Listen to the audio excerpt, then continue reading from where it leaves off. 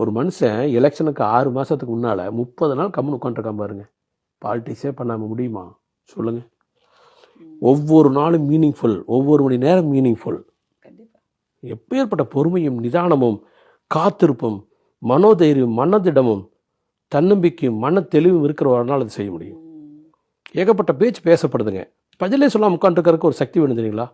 சாதாரண அதுதான் தெய்வ சக்திங்க. தெய்வ சக்தி வந்துருச்சு.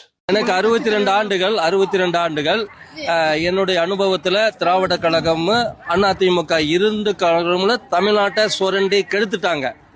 அதிலிருந்து காப்பாத்துறதுக்கு தளபதி விஜய் அவர்கள் வந்திருக்கிறாரு. இப்போ கன்ஃபார்மாக இந்த வாட்டி ஜெயிச்சிடும் நம்ம நம்புறீங்களா? டிவிக்கு எங்களுக்கு 35% 40% வாக்கு விழுவும். சரி, இப்போ வந்து இப்போ இருக்கிற ஏடிஎம்கே டிஎம்கே 50 வருஷமா இருக்காங்க. இப்போ அந்த கட்சியை நீங்கள் இது பண்ணிட்டு ஃபர்ஸ்ட் பிளேஸ் வந்துடும் எந்த அளவுக்கு கான்ஃபிடண்டாக சொல்கிறீங்க? இப்போயும் நடக்குது பார்த்தீங்களா? திமுகவில் குழப்பமாக இருக்கு, அதிமுக குழப்பமாக இருக்குது. இதில் இடையில எங்கள் தளபதி இடையில உடச்சி 40% வாக்கு வாங்கிட்டு தமிழகத்தின் நிரந்தர முதல்வராக நாங்கள் அதை வெற்றி கழகத்தை கொண்டு வழி நடத்துவோம் செல்வோம்.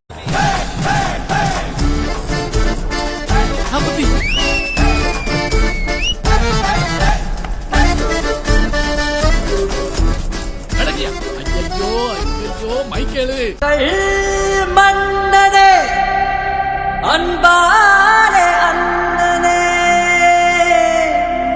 கொடியிருக்கும் விழா வீரனே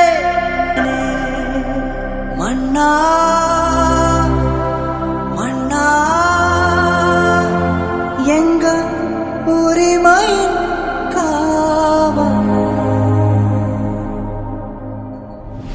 விஜய் எம்எல்ஏ கேண்டிடேட்டா மதுரையில் நின்னா ஜெயிப்பாரா? விஜய் எம்எல்ஏ கேண்டிடேட் எங்க இருந்தாலும் ஜெயிப்பார். மதுரைன்னு இல்ல, விஜய் அவர் பர்டிகுலர் எங்க இருந்தாலும் ஜெயிப்பார். பட் நீங்க சொல்றீங்களா பேரண்ட்ஸ் வந்து இன்ஃபுளுன்ஸ் பண்றாங்க. ஆனா எங்க வீட்டுல அப்படி இல்லை. அவங்களே உட்காந்து நான் விஜய்க்கு தான் என்னையே தான் அவங்க நீ விஜய்க்கு தான் ஓட்டு போடணும் அப்படின்னு சொல்லி என்னையே தான் அவங்க இன்ஃபுளுன்ஸ் பண்ணாங்க. நாங்க இது பண்ண அவசியமே இல்லை.